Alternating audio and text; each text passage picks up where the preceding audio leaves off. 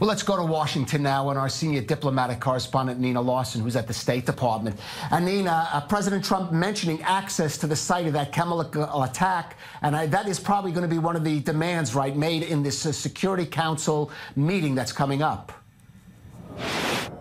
That's absolutely correct, Caleb, and that is always the terrible catch-22 at the United Nations Security Council meetings at the moment, particularly on this topic. Russia will undoubtedly demand evidence. The problem is that there is no access to that site or any other sites where there have been these kind of attacks, and that very conveniently allows Russia to delay and postpone and veto any action on holding the Assad regime accountable for this kind of action. But you heard it from President Trump. He's not going to tolerate that kind of delaying tactic.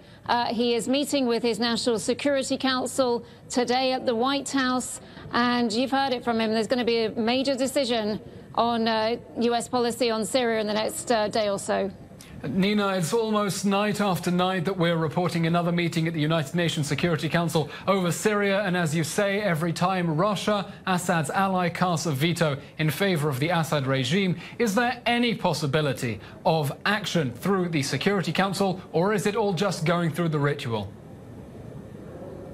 I think at this point it is just going through the ritual. As you said, we've seen this time and time again.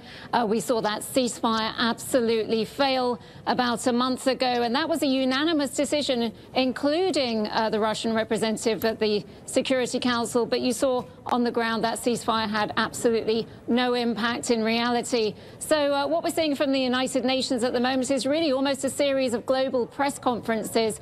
I would expect today to see diplomats making emotional speeches condemning this attack in the strongest possible terms. But I think the world has seen at this point that the UN is absolutely paralyzed regarding the Syrian crisis. There doesn't seem to be anything they can do. What's going on behind the scenes at the United Nations is that the US is circulating a resolution. It contains new language which will condemn this attack. They're looking for a unanimous condemnation from all powers on the Security Council.